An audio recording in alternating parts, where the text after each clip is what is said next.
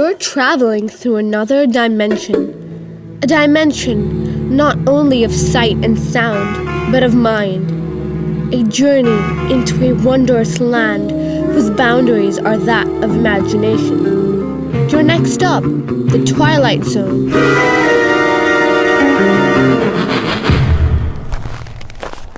See anything? The tops of some trees have been knocked down. Looks like something hit that pond. Whatever it is, it'll be under the ice till next spring. A meteor or something, probably. I better check in. That woman who phoned said something about calling out the National Guard.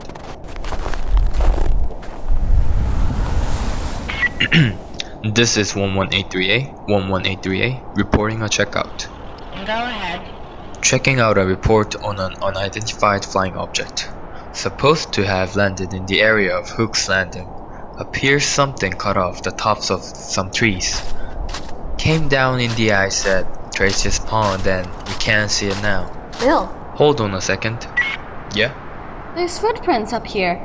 They come up from the pond. Looks like they got out of whatever landed. There appears to be some evidence that... Well, we'll call you back. Well, what's it all about? We don't know yet. How's that? We'll call you back in a little bit. Alright, Padgett. But there's some talk of a bridge going out up there. When you can, you better take a look and make sure she's posted and blocked off. Enough ice jammed up against it to cool the Congo. Roger, yeah.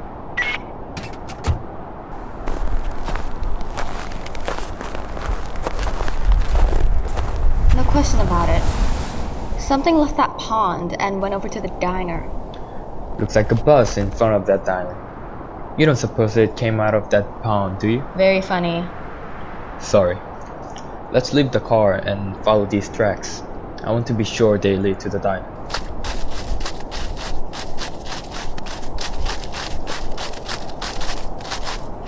Wintry, February 9th, the present. Order of events? A phone call from a frightened woman notating the arrival of an unidentified flying object, and the checkout you've just witnessed with 2 state troopers verifying the event, but with nothing more enlightening to add beyond evidence of some tracks leading across the highway to a diner. You've heard of trying to find a needle in a haystack? Well, stay with us now, and you'll be part of an investigating team whose mission is not to find that proverbial needle. No, their task is even harder. They've got to find a Martian in a diner, and in just a moment you'll search with them, because you've just landed in the Twilight Zone.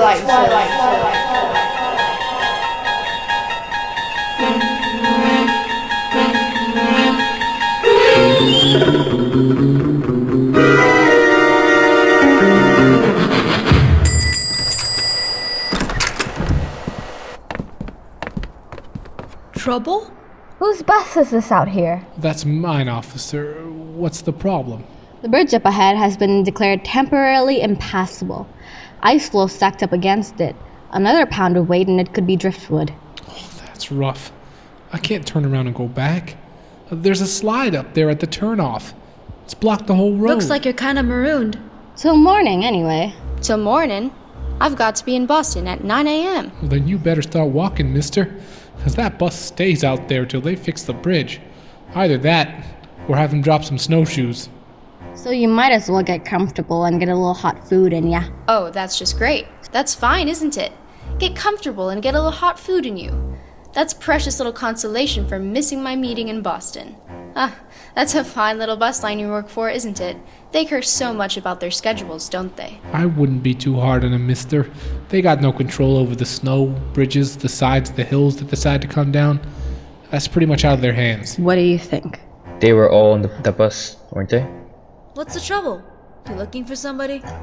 Driver, have you got a passenger manifest? Passenger manifest? What do you think I got parked out there? A 707? Mister, that's a 14-year-old bus and business is lousy. My boss would run rum across the border if there was profit for it. I don't ask passengers their names. We kiss them gently and help them in. We're glad that we have them, with or without names. Know how many you had? 6? Unless one of them fell out the window when we hit a bump. I picked up 6 and I'm supposed to deliver 6. Nobody fell out. Somebody must have jumped in. There are 7 here now. 7? That's funny. I know I had 6 people. Now tell me, was there anybody in here before the bus stopped? No, I haven't served anybody since 11 o'clock this morning. I figured this whole bunch got off the bus. We did.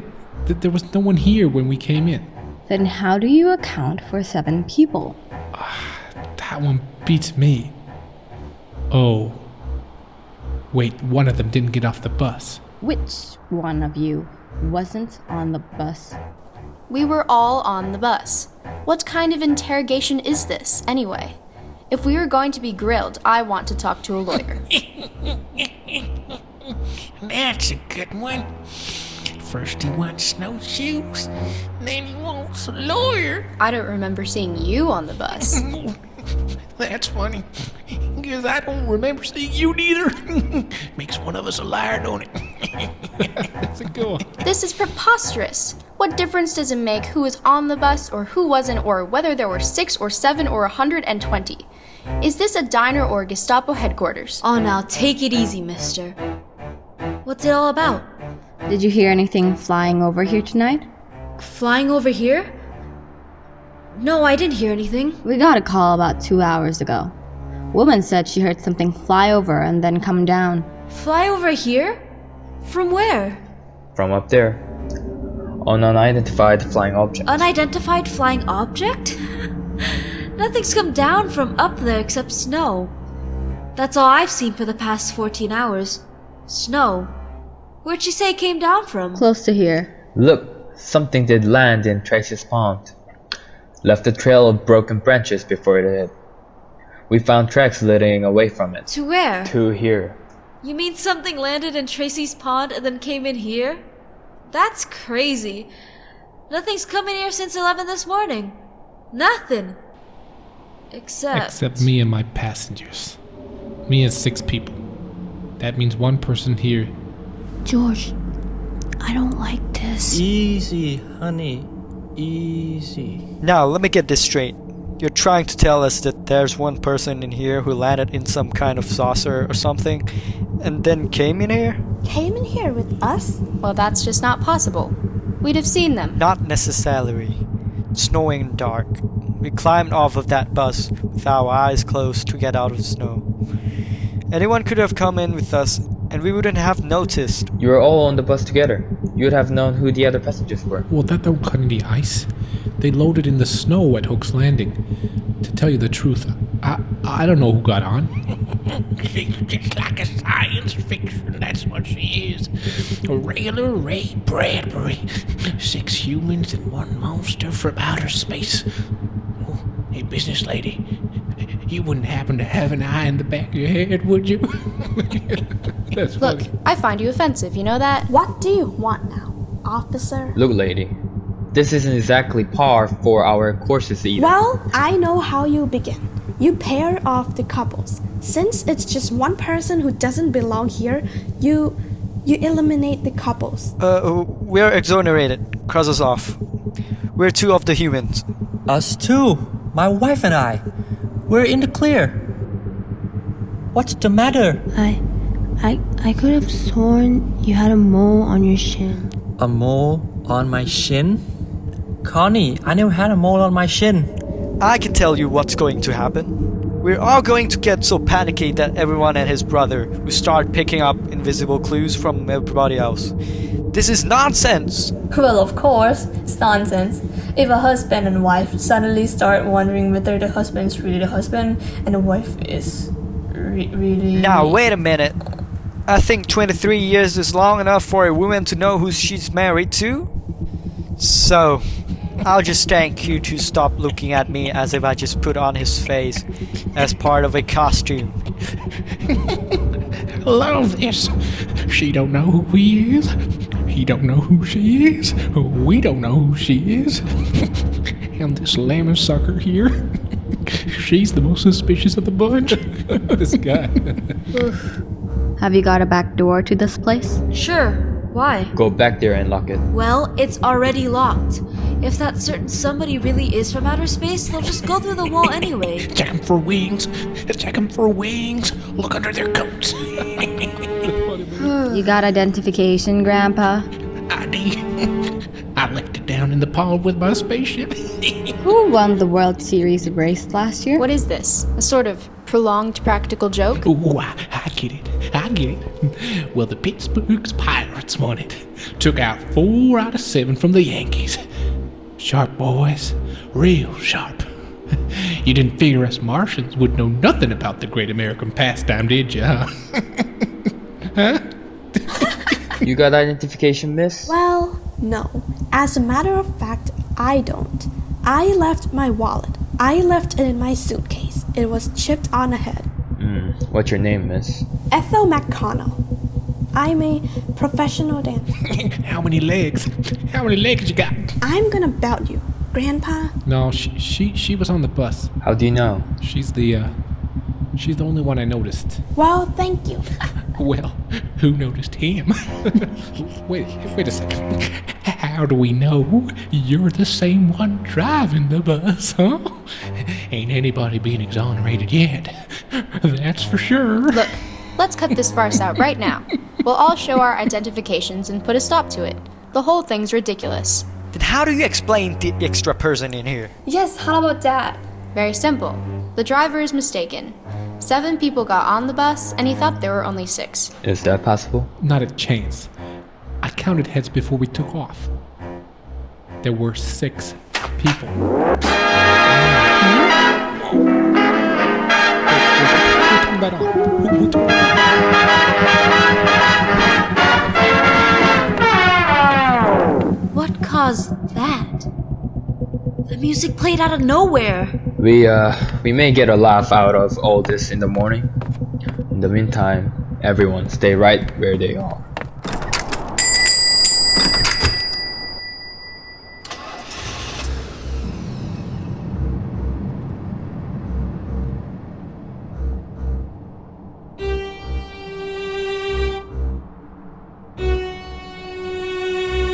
Where are the troopers?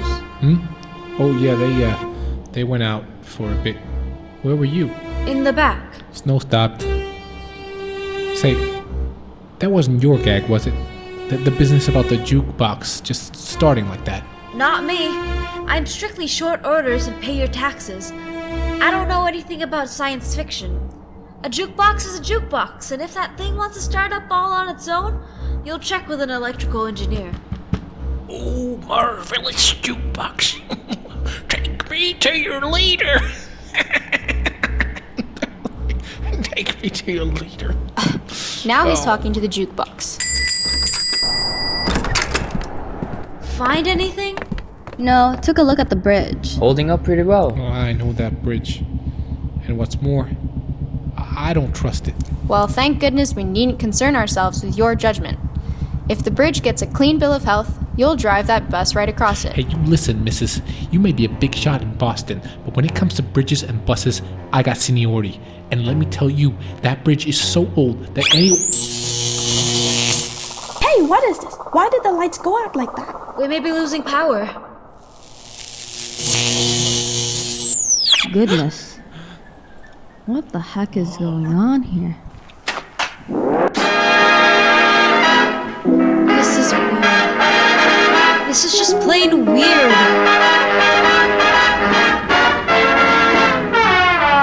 Well, I wish whoever it is would play his cards right now. Why don't you do something?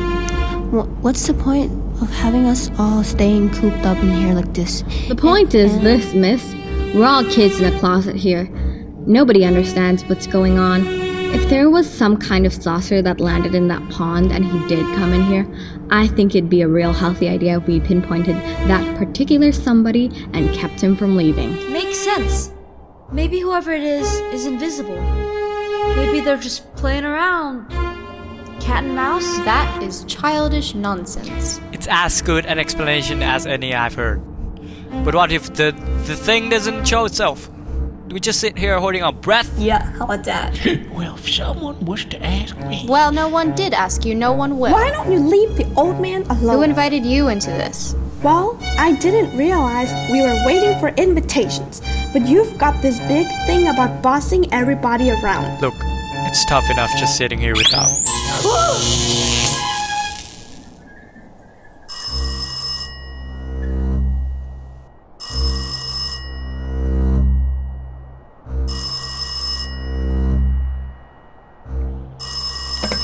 Yeah? The customers look at each other as Trooper Padgett answers the phone and wonder who it could be.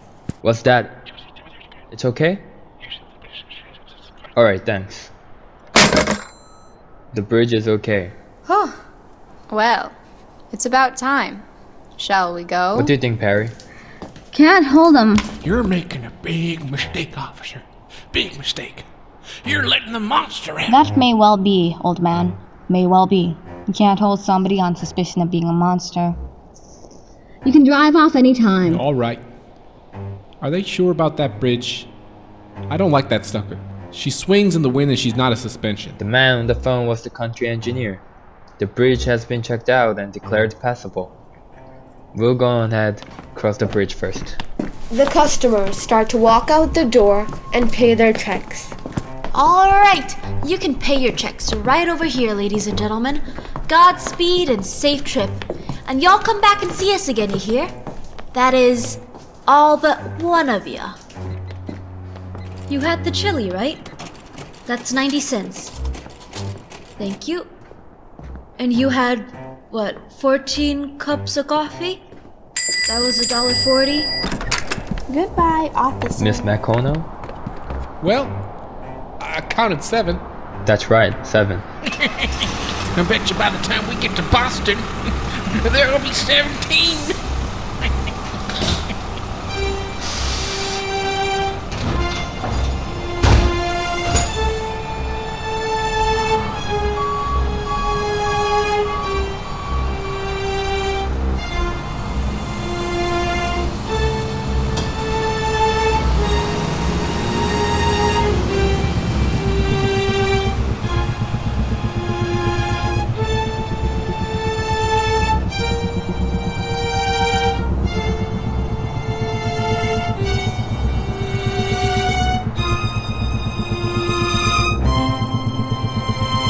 Back inside the diner, the businessman re-enters alone and walks up to the counter.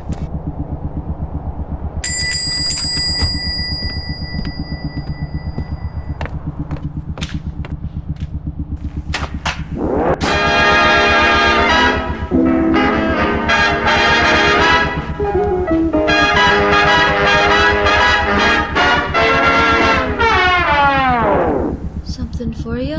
Coffee. Black. 1 coffee, black.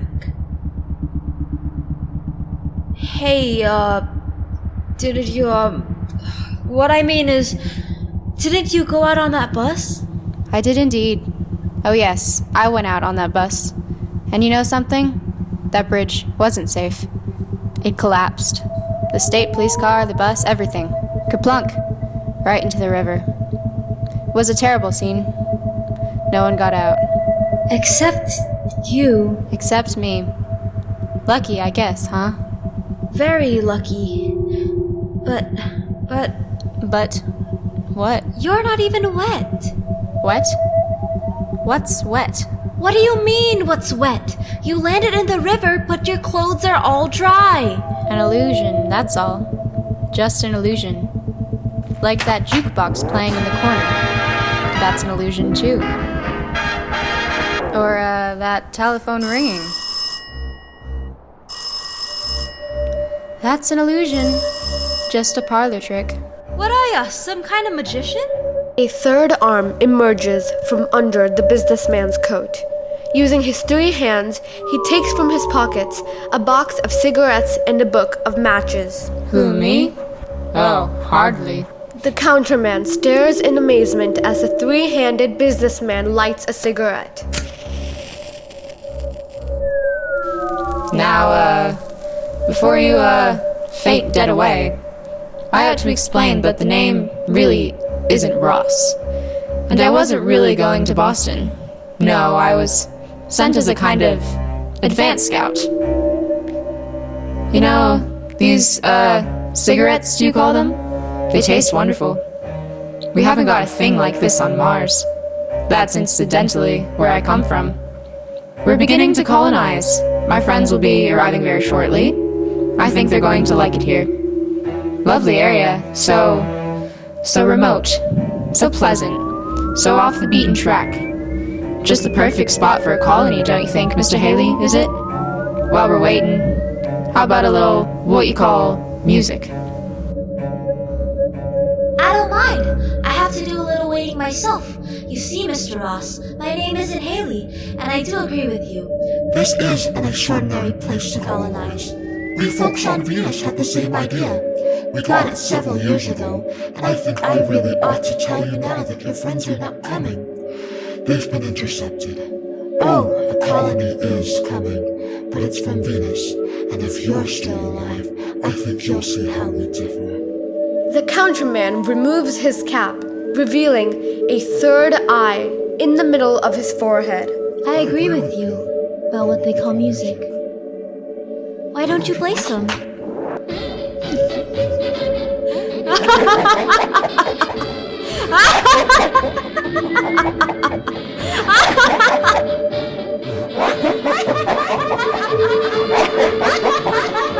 Incident on a small island, to be believed or disbelieved. However, if a sour-faced dandy named Ross, or a big, good-natured counterman who handled a spatula as if he'd been born with one in his mouth, if either of these two entities walks onto your premises, you'd better hold their hands, all three of them, or check the color of their eyes, all three of them. The gentleman in question might try to pull you into the Twilight Zone.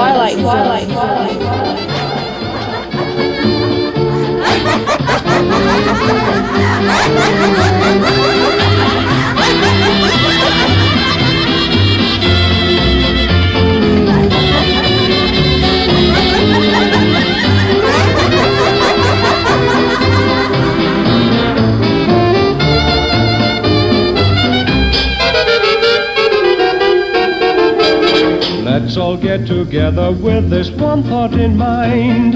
Make this world a better, brighter place. Tell each blue nose and gloom chaser you'll ever find. Hey there, wipe that frown right off your face. Smile, Tanya, smile. You know this whole world is a great world after all. Smile, Tanya, smile. And right away watch Lady Luck pay you a call. Things are never black as they are painted. Time for you and George to get acquainted. Make life worthwhile.